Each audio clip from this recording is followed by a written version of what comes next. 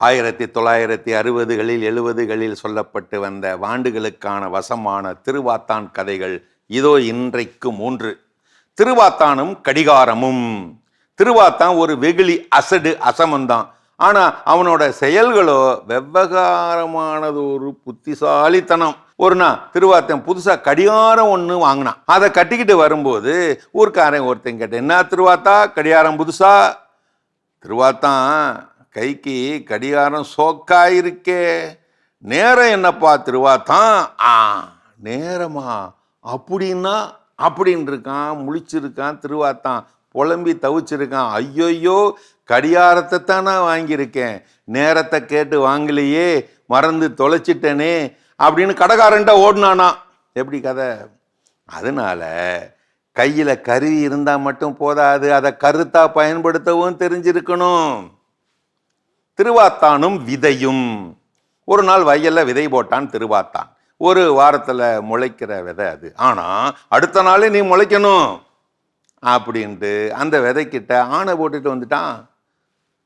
அவனால அந்த ராத்திரி முழுக்க தூங்கவே முடியல, மனப்பதட்டமாவே இருந்தான். அடுத்த நாள் காலையில விடிஞ்சு விடியாதவன் வயலுக்கு ஓடி போய் பார்த்தான், விதை இன்னும் முளை விடலை. கட்டுப்பாய் திரும்பிட்டான். மறுநாள் அந்த ராத்திரி முழுக்க தூங்காம மனப்பதட்டமாவே கிடந்தான். அந்த மறுநாளும் காலையில விடிஞ்சு விடியாம ஓடி போய் பார்த்தான், அப்பவும் வரல, முளை விடலை.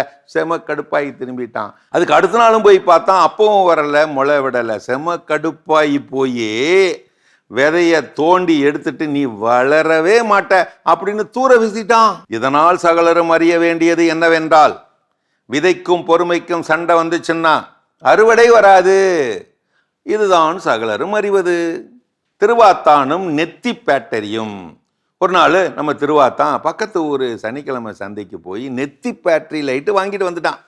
அதை போறவங்க வர்றவங்க கிட்ட எல்லாம் நிப்பாட்டி அடிச்சு காட்டி அலப்பறை பண்ணிக்கிட்டு வந்தான். பாருங்க எம்பூட்டு வெளிச்சம்.